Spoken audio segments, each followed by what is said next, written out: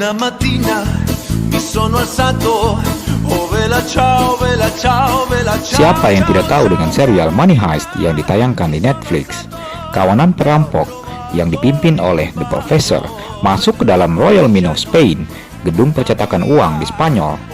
Targetnya adalah mencuri uang tunai yang dicetak di gedung tersebut yang berjumlah 2,4 miliar euro atau sekitar 40 triliun rupiah. Bagaimana di dunia nyata? Apakah pernah terjadi pencurian uang tunai dengan kerugian sebesar itu? Jawabannya, tidak.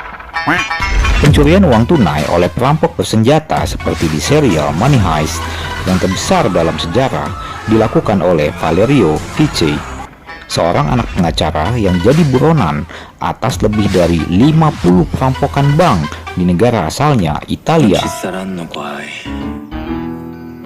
Se firmi adesso. Vaffanculo. Tornatene nel tuo paese di merda, cinese del cazzo.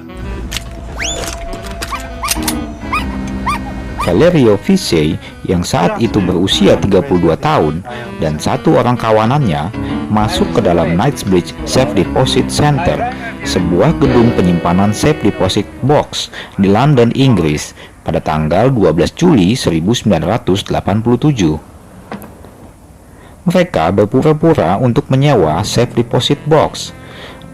Namun ketika petugas bank menunjukkan lemari besi, mereka mengeluarkan handgun 357 Magnum dan melumpuhkan manajer bank beserta seluruh petugas keamanan di bank tersebut. Setelah memasang tanda tutup di pintu bank, kemudian Fice dan kawanannya yang berjumlah 8 orang dengan leluasa menggasak uang tunai dan barang berharga di 146 safe deposit box yang nominalnya mencapai 60 juta pound sterling atau saat itu setara dengan 98 juta US dollar. Kalau dirupiahkan sekarang sekitar 1,4 triliun rupiah. Meskipun berhasil kabur ke Amerika Selatan, Fice kemudian berhasil ditangkap polisi di Inggris. Dipenjara di sana lalu dideportasi ke Italia. Beberapa kawanannya juga berhasil ditangkap, termasuk Parvez Latif, Managing Director di Knightsbridge Safe Deposit Center yang ternyata bekerja sama dengan komplotan perampok.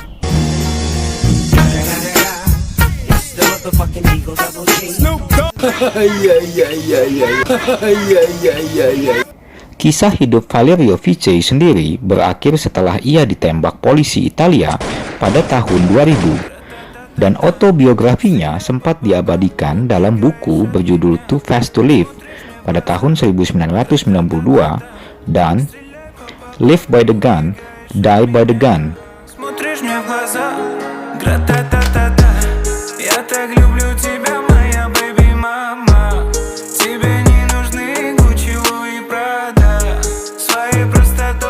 Perampokan uang tunai terbesar di dunia justru dilakukan tanpa senjata, berbeda dengan yang dilakukan oleh Valerio Fice atau seperti adegan di film Money Heist.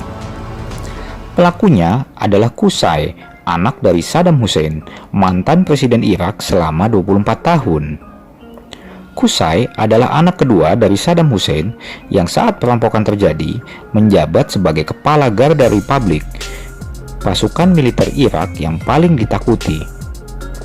Pada tanggal 18 Maret 2003 atau satu hari sebelum pasukan Amerika menyerbu kota Baghdad, Saddam Hussein saat itu mengirim anaknya Qusay yang berusia 37 tahun untuk menarik uang senilai 920 juta US dollar plus 90 juta euro.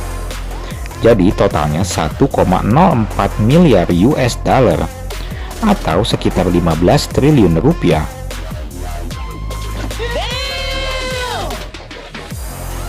Setelah kejadian, tentara Amerika Serikat berhasil menemukan 661 juta US dollar atau 9,5 triliun rupiah di rumah Saddam Hussein.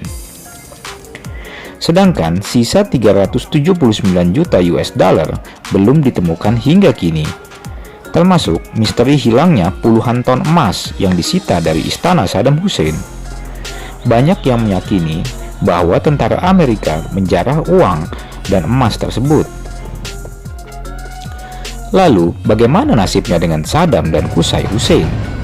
Saddam Hussein tertangkap 9 bulan setelah kejadian dan dieksekusi mati 3 tahun kemudian.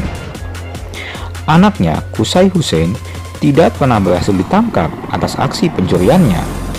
Namun, kisah hidupnya lebih tragis.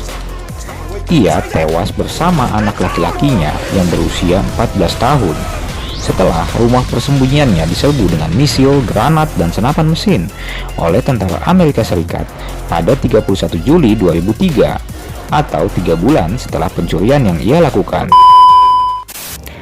Lambat laun, pencurian uang tunai seperti di Irak dan Inggris tadi sudah semakin berkurang. Kebalikannya, justru makin marak pencurian uang digital. Mata uang digital yang kini jumlahnya ratusan sangat menggoda untuk dicuri para hacker. Kasus pencurian uang digital atau cryptocurrency terbesar dalam sejarah hingga saat ini adalah kasus pencurian di Poly Network, sebuah platform yang memungkinkan pemilik untuk menukarkan uang digitalnya dari satu ledger ke ledger lainnya. Pada tanggal 10 Agustus 2021, seorang hacker telah berhasil mencuri koin senilai 604 juta US dollar atau sekitar 8,7 triliun rupiah yang terdiri dari 267 juta koin Ethereum, 252 juta koin Binance, dan 85 juta Dogecoin. Poly Network kemudian meminta agar koin yang dicuri untuk segera dikembalikan, sekaligus menawarkan imbalan 500.000 US dollar atau sekitar 7,2 miliar rupiah kepada para hacker. Poly Network juga menawarkan jabatan Chief Security Advisor kepada pelaku. Tawaran tersebut ditolak oleh pelaku yang dijuluki Mr. Whitehead. Namun, Mr. Whitehead sudah mengembalikan sebagian besar koin yang dicuri. Pencurian uang digital memang belum sebanyak pencurian uang tunai ya ternyata. Klik tombol like dan share videonya kalau Anda menyukai konten ini. Jangan lupa subscribe. Ciao, ciao, ciao, ciao, ciao, ciao, ciao, ciao, ciao, ciao, ciao, ciao, ciao, ciao, ciao, ciao, ciao, ciao,